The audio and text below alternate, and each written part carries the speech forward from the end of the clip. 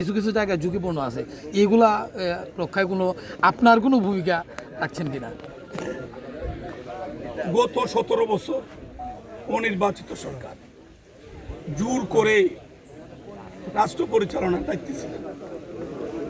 জনগণের প্রত্যাশা পূরণে ওনাদের দৃশ্যমান কোনো ভূমিকা ছিল না, কারণ জনগণের কাছে ওনাদের কোনো দায়বদ্ধতা ছিল না। বিএনপি জনগণের ভোট দ্বারা নির্বাচিত সরকার, প্রতিটা ক্ষেত্রে বিএনপির প্রতিটি পদক্ষেপ জনকল্যাণে। হবিগঞ্জের এই খোয়াই নদীর সমস্যা দীর্ঘদিনের সমস্যা, 17 বছরের নামমাত্র বিভিন্ন বিষয়গুলি মানুষকে দামাচাপা দেওয়া হয়েছে। আমরা মনে করি প্রশাসন এবং জনগণ যদি আমরা একসাথে মিলেমিশে কাজ করতে পারি, তাহলে আমাদের অনেকগুলি সমস্যার সমাধান হয়। আমরা আমাদের জেলার সুযোগ্য জেলা প্রশাসক, ইউএনও সাহেব, পানীয় বোর্ডের নির্বাহী প্রকৌশলী, সরকারের অন্যান্য পদস্থ কর্মকর্তারা, পুলিশের প্রতিনিধি, সবাই আমরা একযোগে মাঠে কাজ করতেছি। সঙ্গে আমাদের দেশের মূলত মালিক সেই জনগণকে আমরা সম্পৃক্ত করেছি। আপনারা শুনেছেন এখানে 7,32,00,000 টাকা ব্যয়ে এই বাঁধ মেরামত কাজ চলমান।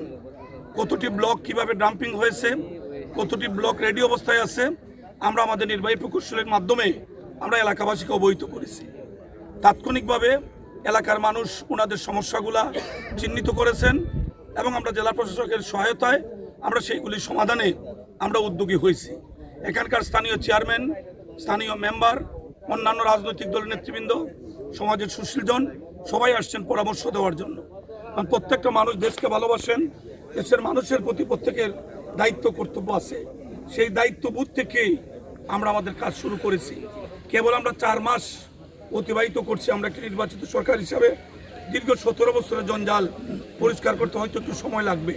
আমরা প্রতিদিন মাঠে ঘাটে যাচ্ছি, আমরা প্রতিদিন মানুষের কাছে যাচ্ছি, মানুষের সমস্যার সমাধানে মানুষকে সাহস যোগাচ্ছি, মানুষকে সঙ্গে নিয়েই আমরা সেই সমস্যার সমাধানে উদ্যোগী হয়েছি। আমরা মিডিয়ার মাধ্যমে এবং মিডিয়ার বন্ধুদেরকে অনুরোধ করব, আমরা যে কলঙ্ক আমাদের গায়ে ছিল যে বাংলাদেশ, আমরা জনপ্রতিনিধিরা বিশেষ করে দুর্নীতিগ্রস্ত, সেই কলঙ্ক থেকে আমরা আমাদের প্রিয় নেতা, প্রিয় অভিভাবক জনাব তারেক রহমান সাহেবের নেতৃত্বে আমরা বেরিয়ে আসতে চাই। সেই জন্যই আমরা জনগণের সামনে প্রকাশ্য সব কিছু খোলামেলা আলোচনা করে প্রতিটি কাজ এই এলাকার উন্নয়নে যে ব্যয় হচ্ছে সেটা যে শতভাগ ব্যয় হবে সেটা আমরা জনগণকে আশ্বস্ত করছি। আমি এটা হলফ করে বলতে পারি, বর্তমান প্রশাসন এবং বর্তমান সরকার আমরা মিলেমিশে যদি কাজ করতে পারি, নির্দিষ্ট সময়ের আগেই আমরা এই সমস্যাগুলো সমাধান করতে পারবো। আল্লাহ যেন আমাদের সেই তৌফিক দেন।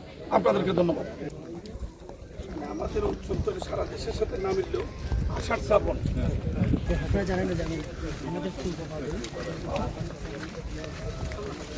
বাংলে পড়ে এই চিন্তা করে আটকে সাংবাদিক একটু আটটা ছিলেন।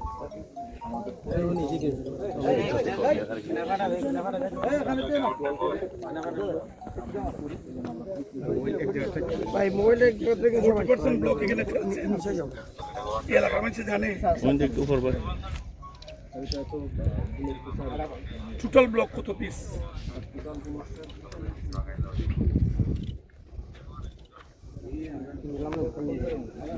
উনারা বলো, শুনেন আপনারা।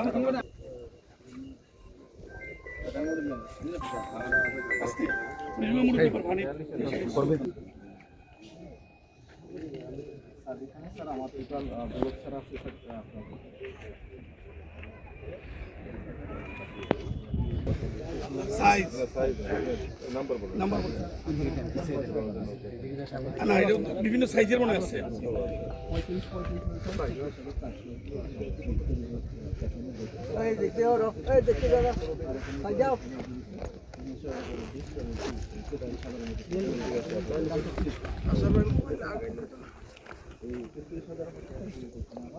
$33,000 মধ্যে আপনার বলতেছে 40% ডাম্পিং করে ফেলছে। সবাই দেখছে এই এলাকার মানুষ। আর এখানে স্যার আমি একটু বলি স্যার, আমাদের এই যে ব্লক বানানো হচ্ছে স্যার, এই সমস্যা সাংবাদিক সাহেবরা সমস্যা কিছুক্ষণ ভিতর যাই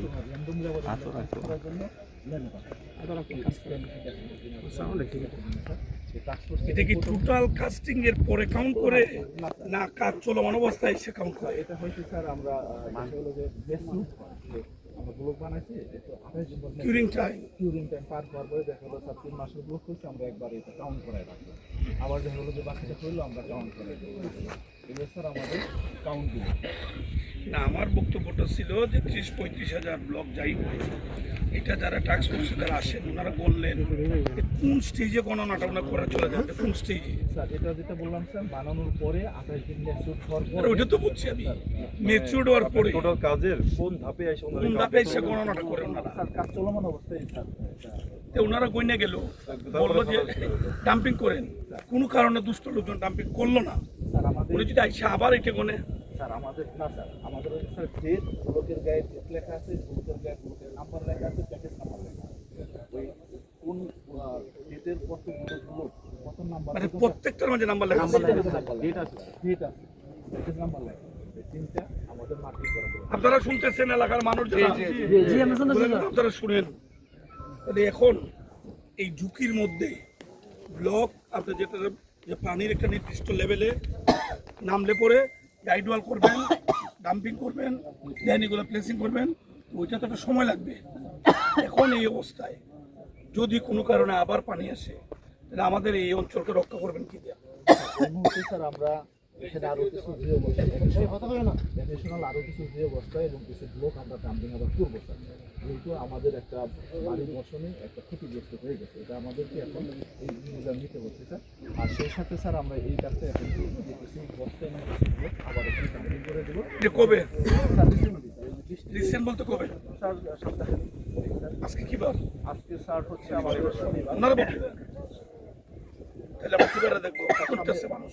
সামনে রবি সোমবারের মধ্যে মানে কালকে এক রবিবার, এরপরে তাহলে এর মধ্যে যদি 8 দিনে কোনো ক্ষতি হয়, স্যার আমরা সবসময় স্যার বলবো স্যার আমরা এই কাজটা আমরা যদি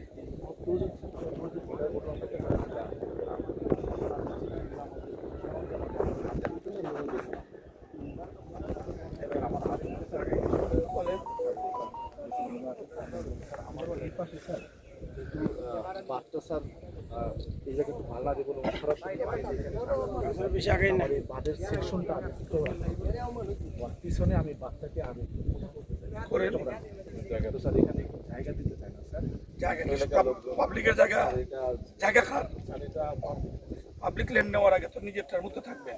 পাবলিক ল্যান্ড নেওয়ার তো সিস্টেম আছে, ফ্রি তো কেউ দেবে না।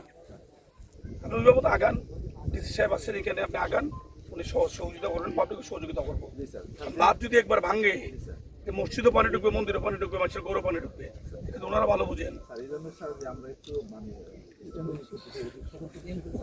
আমরা একটু আপনি এভাবে রেডি করেন। ভাই কতদূর?